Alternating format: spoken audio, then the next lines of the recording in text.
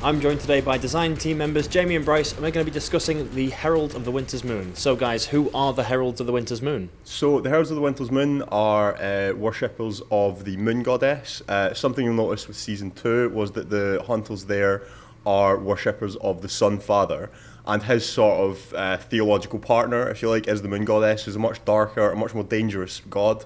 And Skatha has led her hunters down from the north, and they are going to bring a new sort of plays of ice and snow to the world of Guild Ball. Yeah. So who is the herald then of the moon goddess? We've got the captain Skatha. Yeah, she is the champion of the moon goddess. Yeah, so she sort of embodies the moon goddess. For instance, she can instantly freeze any of the area of the pitch with her nature's chill ability, and that just turns that into fast ground. So she can speed up any model that goes near that. Yeah, very cool. So when designing her, have you brought any new character plays or character traits into the game? Obviously that's a character trait, I assume? Yep, that is a character trait, and that's a completely new one. There's another really cool thing she does, which is she has a new character play called Cold Snap, which is a 3-inch AoE, and when you put it down, all enemy models within it suffer 1 damage and the snared condition. Very nice. And one of the really cool things about this is the first AoE character play we've done that can be triggered on the playbook. So it is quite high. It's on column 5 of her playbook, but it is also a momentous result. So if she can charge a low def model, get that off, automatically snare everyone underneath it, gain a momentum, and do 1 damage. So that's a real strong character play right there. Very strong. Yeah. Cool. And paired up with her, she's brought a new mascot along for the guild. Yep. I believe that is Snow. Yep, Snow the direwolf, and he brings quite a lot of different things to the team as opposed to Fahad, who's the original. He's kind of like a cruise missile of damage. He'll just come in and do quite a significant amount of pain to anybody, particularly if there's nothing in the snared condition. Yeah. Snow is very different. He's much more of a support piece. He's got a new character play name called Feral Instincts, which will grant any friendly model anatomical precision, so they can ignore a point of armor on an opponent. And he also has a very defensive character trait called Pack Mentality. So it's a 4-inch aura. Whenever friendly models are within Pack Mentality, if they suffer damage and they're not suffering the knockdown condition at the time, they get to make a 1-inch dodge towards Snow, which means over time, over multiple attacks, an opponent could even leave an opponent's melee range completely, meaning they can't take any more damage. So. Very cool. So they seem like a very supporty characters. Have we got a heroic or legendary on the captain? Yeah, her legendary is called Winter's Night, and she places a frost token on each enemy model, and if a friendly model makes an attack against that model, they can remove that frost token to add an additional push dodge result. Yep. So even before you take your playbook result, you get to dodge yourself 1 inch and move them 1 inch as well. Cool. So that's, it maybe doesn't sound like much when you talk about it, but certainly anyone who's ever played a lot of games with like Midas or other characters that have push dodges on their playbook, they know just how good that result is. Yeah, and so that stays around for the entire turn, so I assume that's quite an early legendary that you want to make the most of, and you sort of, from the sounds of it, is quite like a goal-scoring captain. Would you say that's correct? Yeah, definitely. Yeah, absolutely. She's got a huge amount of ability to dodge players around.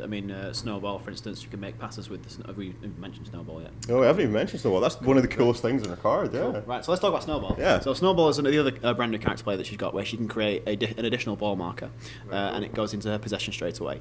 You can't score a goal with this ball, but what you can do is pass it around to friendly models to allow for teamwork actions, like pass and move, give and go, or just generate a point of momentum like any other goal marker does. Ball marker, sorry. And so if she's using that to dodge other models around, she can also put under the Nature's Chill AoE, so she's moved them 4 inches with the dodge. She can give them 2 inches extra movement as well. If she's put her legendary play down, then other models are suffering have got frost tokens on them, which they can then use to make push dodges, as Bryce was just saying. Yep. So she's got a huge amount of extra options for allowing for extra mobility on her team, which obviously helps a huge amount for goal scoring, because having a very fast-paced team, as we know from the Fisherman, is very important to any goal scoring team, and she just gives an injection of pace to any Hunters team that she leads. Yeah, it's one of the coolest things is that she actually synergizes both. She has a 4-6 kick as well, so she is very accurate with the ball. She will get goals herself, or she can put down her fast ground AoE and use Snowball to give Cena a 15-inch threat range. Yeah, very cool for big takeouts. Yeah, and then snare the target that he's going to go in on. So yeah, she synergizes really well with both takeouts and goal scoring, but she does lean towards goal scoring over takeouts. Very cool. So I believe there are some more characters for the Heralds of the Winter's Moon, is that correct?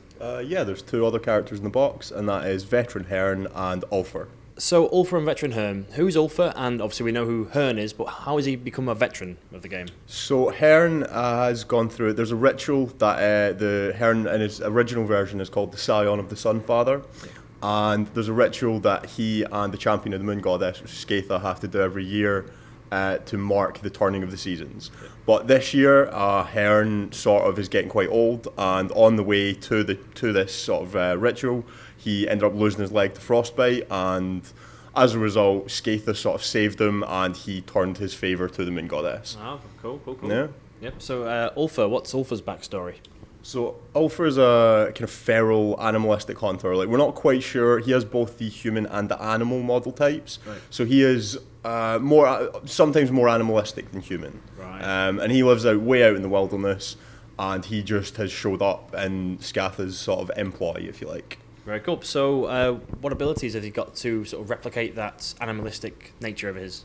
Well, he's two abilities that really get that across. The first one is called Ambush, and that means that when he declares a charge against an enemy model, it costs them an additional MP to use defensive stance. Oh, cool. So there's no first turn defensive stance. Yeah, to get around that exactly. if they've gone first. Yeah. Exactly, because he is an ambush predator. You know, he's coming out of nowhere, he's knifing you in the back on the way past. His second ability that really gets that across is called Lone Hunter. So he has only TAC 4 with a 5 long playbook, but if he's not close to any other friendly model, he gains +2 TAC. Oh, okay. So he's actually TAC 6 if he's sort of. So he likes to be running off by himself. Yep. Okay, cool. And is he a striker or a damage dealer or some sort of hybrid of both?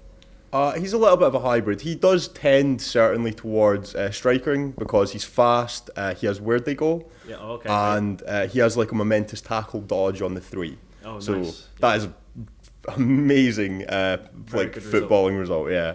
And so he does tend towards that, but he does also have a momentous 2 damage on the 3. Yeah. So if you want, he can go in, finish a player off, or he can go in, tackle the ball. He also has, and he likes to do both of these because he has an ability called Blood Scent, Okay. where if he damages an enemy model for the rest of the turn, he gains +1/+2 kick. So that takes him up from a 3/6 kick, which is already a pretty good stat, Yep. up to a 4/8. Very So nice. that's a proper premier kick stat, you know. Shark levels of football. Exactly, yeah.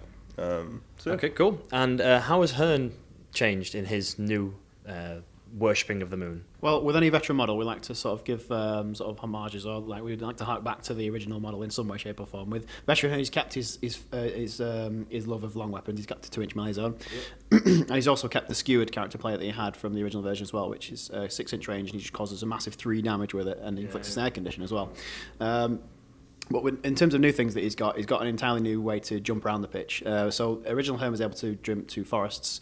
With veteran Hearn, whenever he damages an enemy model that is suffering the snare condition, he can place himself anywhere within 1 inch of them, which means he can jump right over to an enemy, the other side of an enemy model. Top, yeah. Absolutely, yep. And he can do some kind of weird manoeuvring from that as well. So on top of that, whenever he crosses over a patch of rough terrain, or rough ground, sorry. He freezes it, which means that so it turns him into fast ground just for him. So effectively, when he runs over rough terrain, instead of being slowed down by it, because he also has light-footed, he actually gets sped up by it, goes for a +2 move. He can add to that with normal fast ground with Scather if he wants to. Get a +4/+4 move. You can get this guy moving, sort of sprinting 10 inches across the field if you want to, and then teleporting over enemy players as well. You can go like an alarmingly long way for such a big guy. Yeah. So, yeah. Very nice. And has he got any new character traits or character plays attached to his new card? Yeah, so again, sort of harking back a little bit to his original form, he's got another character play called Last Light, which is kind of his symbolisation that he's still like he's letting go of the Sun Father, but it's kind of like it's just that's literally that, it's symbolising him letting go, and he's got a little last bit towards that. So Last Light is a cost 0 character play, and he can target it on himself or another friendly model, and it allows the model to spend MP instead of influence when purchasing a character play. Yeah. So if he wanted to, he could use Last Light on himself, and he could then spend 2 momentum to buy his skewered character play if you wanted to, or he could allow for someone else like Theron, for instance, to pay 3 momentum to use Pinned if they want to do that. So just gives the hunter player a lot more options if they've not got much influence on the table. Very cool, guys. Before we go, could you give me a guild using first Skaitha and Snow?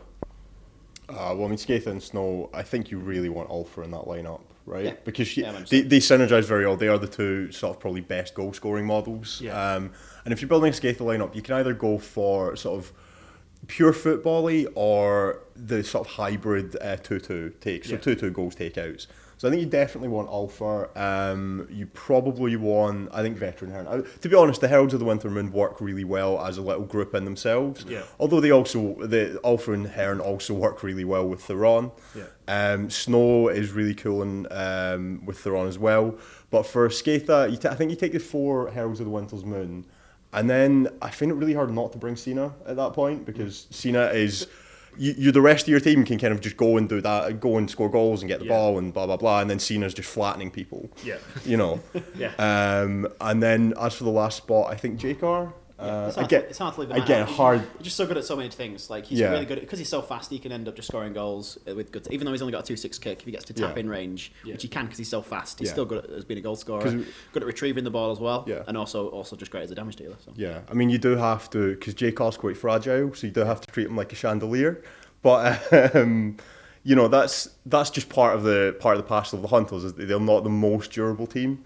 So you do have to be a little bit careful with them, but that lineup is so fast and will hit like a ton of bricks as well, and is really fast and is really good at scoring goals as well. So yeah, that's a really cool lineup there. Alright guys, thank you very much, and I'll see you again in a video soon.